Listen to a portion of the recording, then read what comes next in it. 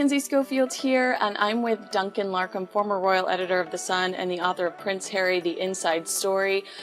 Duncan, did I watch the Queen's funeral with you in London? Is that where I first had the chance to meet you? We were with Ingrid Seward. I have really wonderful, behind the scenes photos. Clearly you and Ingrid have gotten on for a very long time, so it's been so long since I've seen you, but I'm so grateful to have this opportunity to speak to you.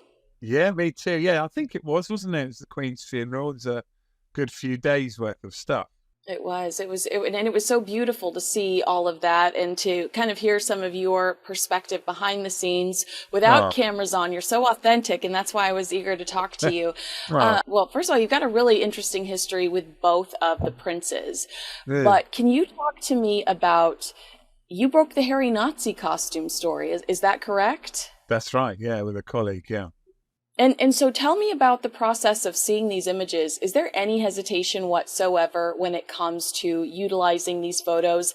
Is there any part of you inside that goes, I don't want to get anybody in trouble, or I don't want to, could this hurt the royal family forever? Well, we saw that what happened on that day, Kinsey, was we were phoned up by a member of the public as a young lad that had been at the party, the fancy dress party. And he was trying to sell us pictures of William, actually, rather. He hadn't mentioned Harry at all. And in those days, it was still the happy snaps where you had physical film and negatives. It wasn't digital stuff. So when my colleague Jamie went to meet the guy, he showed him the William photos, which there are about 8.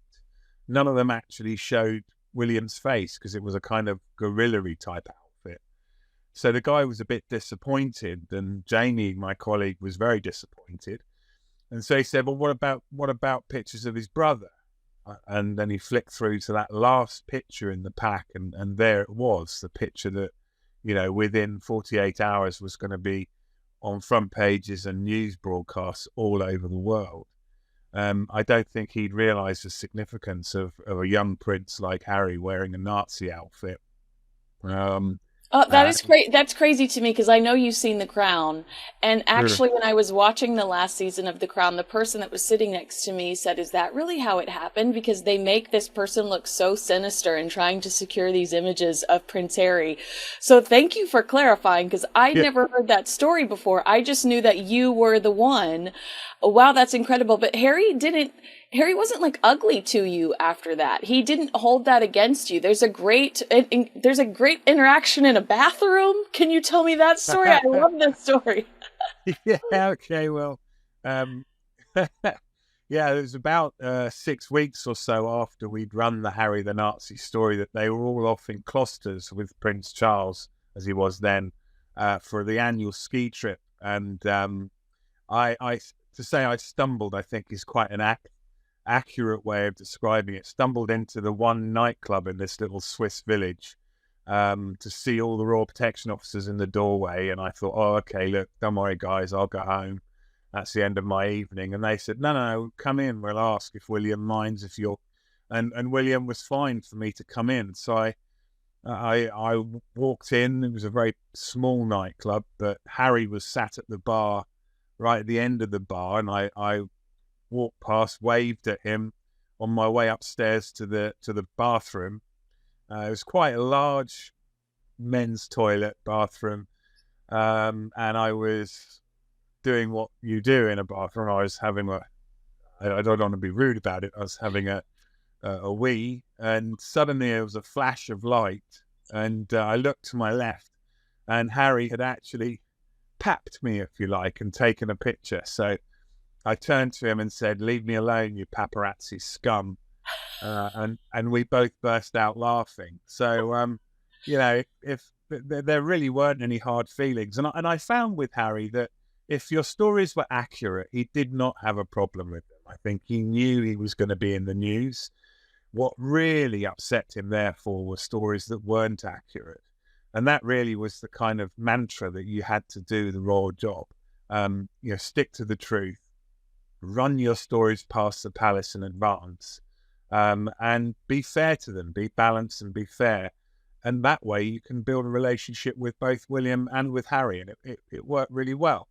I really appreciate that information because that's fascinating. Talk to me, though, about Has there been an evolution a little bit in Harry where it's not necessarily sticking to the truth, but sticking to him and Meghan's truth? Do you feel like there's been an evolution in what is fact and fiction, or what Harry and Meghan want us to know or want to portray, and then it gets under their skin if we differ from what they would like us to say these days? I think it's a sad thing. I wouldn't call it an evolution, actually. I'd call it more of a revolution.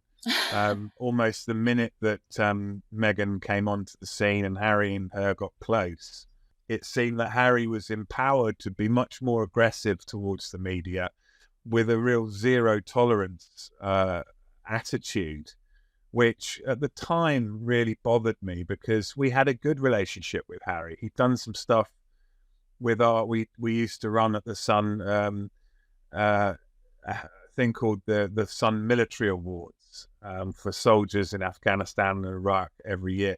Harry was massively helpful in that, came along to it 3 years in a row. Yet when Meghan was on the scene, one of the first things he did was issue that scathing press release telling the press to back off and leave him alone.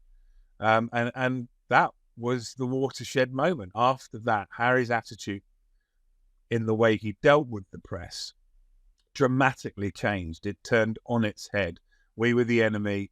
We were all scum. And unless we wrote stories that they were happy with, or stories that they put out themselves and wanted us to take their slanted angle on it, they were the victims of the press. And this posing as victims thing has become a real staple of how Harry and Meghan have gone about their lives since then. It really has. Talk to me about different interactions you've had with him, because you have probably been closer to him than a lot of the other royal commentators that speak on him today, especially someone like me over here in the United States. I've seen photos of you playing sports with him. You wrote a great book about him. There really was, I hate to use the word friendship, but I mean, as close as you could potentially get to one of these individuals. Are you disappointed when you see what's happened to him over the last few years? Did you ever imagine on a field with him, seeing all of that energy, seeing all of that charm, did you ever think he'd reject this lifestyle? No, I mean, Harry was box office, and he knew my readers at The Sun absolutely adored him. The more he was on the front pages for the wrong reasons and his gaffes, whether it be going to a strip club, whether it be going to a club and becoming the stripper, whatever he did, he walked on water. The public simply saw him as this young lad that had walked behind his mother's coffin, and they would forgive him anything. He was adored. He made him more popular with every gaffe and slight, other public officials, other people in the public domain, if they'd done half the things Harry'd done, they would be public enemy number one. So it's hard for me to understand why Harry has made this decision, conscious decision, to turn on the press, to see them as the enemy and actually talk about them as the enemy, when really all it's done is, and this is the tragedy of it, when Harry got married to Meghan, after a few months, when the stories started to come out about rows behind the scenes and problems with staff, Harry, at that point, when he was married to Meghan on her wedding day, he was second only to the Queen in popularity. Now, a few years on, not that long, frankly, and he and Meghan are second from bottom only, outdone by Prince Andrew, the scandal prince. And that is, I mean, if you've got a PR advisor and you employed them to actually make you unpopular, not that I think that would ever be done in the history of PR, but if you did, I don't think you could come up with a strategy to remove that popularity as quickly and as fundamentally as, sadly, Harry has done. Okay, so you bring up a really good point. I was on a panel yesterday with somebody, and we were talking about Meghan's rebrand. And how many Meghan and rebrand, those should be in the dictionary next to each other, because how many times do we hear those two words together lately? I mean, year after year, we've got here's another rebrand. But she made a really great point. This marketing expert said the problem with rebranding Meghan is that nobody really knows who she is. And so whenever it's time for another rebrand, you can't determine whether or not you're getting like an inch closer to the truth. Is she nice? Is she a bully? What is she really, does she really care about her family? Because she's talking about her kids all the time, but she hasn't talked to her father since the wedding. Do you think that we did forgive Harry so much because we did know him and we loved him, but it's harder to forgive Meghan because we have no idea who she truly is, because everything's been so inauthentic from the beginning? Yeah, I mean, there's a lot in that to unpick, but I think with Meghan initially, and Harry and Meghan tell a different story, by the way, but theirs is frankly the stuff of fairy tales. The reality was when Meghan burst onto the scene, she was seen as the Markle sparkle, this breath of fresh air coming into the royal family. That was the way newspapers in Britain, at least, covered it. It's how the media covered it. At last, the royal family have got someone of mixed race amongst their ranks. It was historic. It was important. It was fabulous. It was exciting. But Harry and Meghan's take on it was that they were attacked. It was racism, and they were persecuted and criticised and playing the victims. I don't think many members of the public, and people do come up to me now that know the job that I do, and they say, what has happened to Harry? Why has he become so unpopular so quickly? And that's because with Meghan, you're right, we don't really know a lot about her, but we do know she's an actress. We know very little about what she actually thinks on things. We only know what we're spoon-fed through clever PR, allegedly clever PR. But what we do know is she hasn't spoken to her desperately unwell father. She's estranged from nearly her entire family. And a few years into their marriage, Harry is now estranged virtually from his whole family at the same time. While Meghan talks about the importance of friendship and she preaches about relationships and so on. So there are a lot of inconsistencies, which even if you were a true fan of Meghan Markle, I think you'd find it really hard to keep up. Yeah, that's a really good point. Have you heard anything about the status of the relationship between Prince Harry and his family? Because obviously, it didn't look great that Harry was in the UK for the anniversary of the Invictus Games and didn't see any members of his family.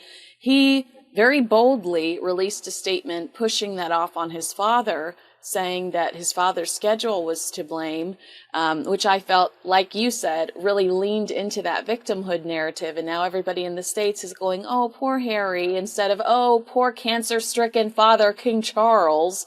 But now we're seeing these new reports that perhaps Harry rejected an invitation to meet because he didn't feel like the security was up to snuff enough around the king. What's your take? Where do you land on this? How do you feel like things are really going on behind the scenes? I mean, that's right. There has been this sort of narrative that has slightly changed. The Telegraph today has reported that Harry actually turned down, as you say, the opportunity to stay in one of the royal palaces whilst he was there, which would have allowed him to see his father. You know, it's almost a case of who shunned who. But the reality is there is an awful lot of damage done. And I mean, we know them now. The Oprah thing, his truth bombs, his podcasts, Spare the Book, with some astonishing betrayals of his own sort of family confidentiality. The royals have a rule, and the rule is you do not talk publicly about other members of the royal family, giving secrets away, what was said, what happened, what did. And that rule applies to everyone in their inner circles, the sort of lords and ladies that have grown up with them over the years. And what's specific about that rule is it's based on the notion of not 3 strikes and you're out, but 1 strike and you're out. How can King Charles meet Harry? have a full and frank conversation with him, knowing full well that there's every chance Harry will then scuttle back to America and go on ABC or go on TV or give an interview or do a podcast about what his father said. That trust has gone. It's not damaged, it's disappeared. And I think as long as that remains, there's no real hope of reconciliation. And that's just with King Charles. It's far more severe and deep when it comes to William and Catherine. They are furious with Harry. And I think many people in this country certainly can see the exact reasons why they are angry, and they understand. Absolutely. I mean, I completely understand with all of them, and I especially ache for Prince William because I love Diana, and I always felt like Diana had raised them to be there to support one another, and especially Exactly. for Prince Harry to support Prince William as he inched closer to the throne, which unfortunately it feels like we're getting closer and closer to. Talk to me about, because you've known Prince William since he had that beautiful full head of hair and was on every teenage girl's wall. How do you feel about him today and how he's grown up and become this future monarch? Well, it's odd, I suppose. I mean, I talk about the turning point once Harry and Meghan got married, their outlook and their attitude and the notion of being victims all sort of changed and began to come to the surface. For me, Prince William changed when he got married to Kate. And when they were an item, when they were a couple, there was a bit of freedom. When they were husband and wife, the real job, I think something clicked inside William that, this is a serious business he's in. He is going to be king and everything he does will be scrutinized. And he simply has to not so much toe the line. Actually, I'll go further. I'd say he's actually got to dedicate himself to public service. And his family too, in order to make sure that the royal family exists beyond King Charles. He may have, as a younger man, been a bit reluctant and wanted a bit more freedom than he had. But as a married man, so in the past 12 years or so, 13 years, almost to the day actually, he has really knuckled down and committed to the important role that he plays as heir to the throne, and of course, effectively a king in waiting. That's right. I absolutely adore them. And I'm glad you said that because there were so many nasty rumors circulating at the time that we should have all just accepted the fact that the Princess of Wales was out because of abdominal surgery. And I'm really glad that you reiterated the fact that he is dedicated not only to the crown, but so much to his family, because that's one thing I was constantly asked about so frustratingly and was like, nope, rumors are not true. This is the stupidest thing I've ever been asked on live television. How do you feel like the public sees William today? Do you think that they meet you there and that they are looking forward to him being king one day? Yeah, William's popularity has soared. I mean, and it's such a strange turn of events, if you like. If you imagine Harry and William were both in a lift, in separate lifts side by side, as Harry's popularity has sunk, William and Kate has risen and risen highly. I think now Kate is the most popular member of the royal family, and her bravery in coming forward and talking about the cancer in her video that she released.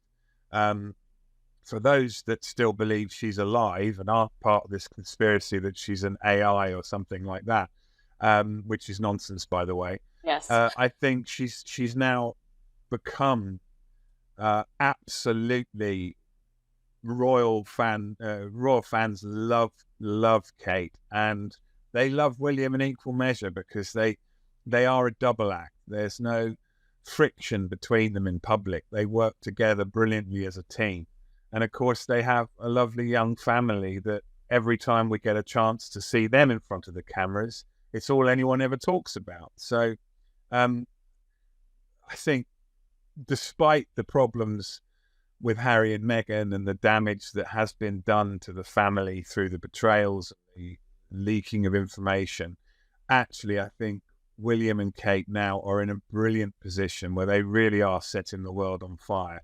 And I think most people in the country now are just thinking, well, praying that Kate will make a full and quick recovery, and they'll be back to doing that as soon as possible.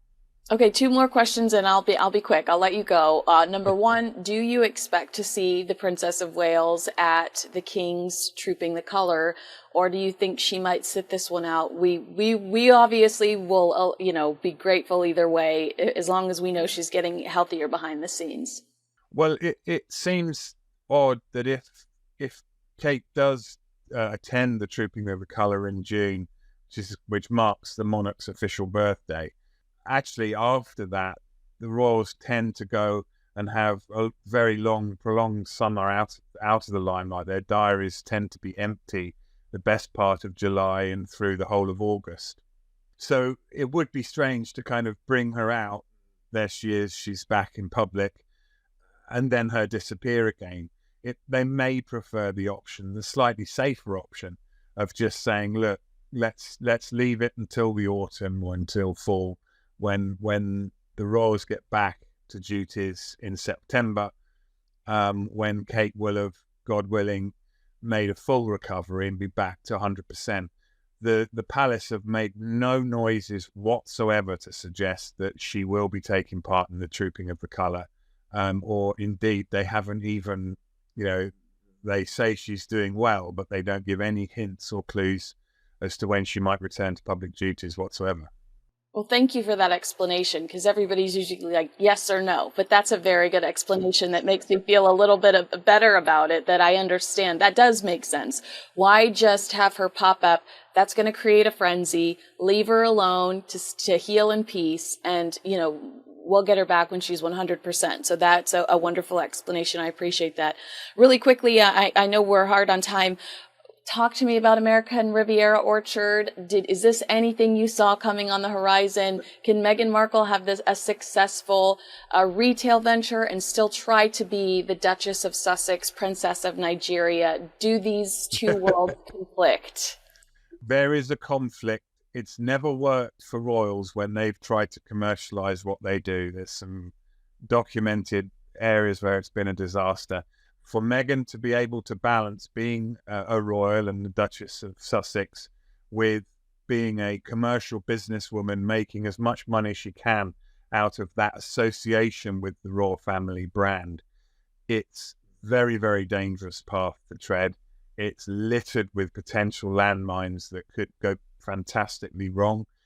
Meghan may be a huge roaring success with her business, but it won't win her any public support in Britain. No one will care, frankly. They will still see her as someone who simply cashed in on her association with the royal brand in Britain. Duncan, you were so fun to talk to. I hope you'll come back and talk to me again when we have more time, because I'd really enjoyed this. Thank you so much. All right, I'll see you again soon. Thanks, Kinsey. Take care.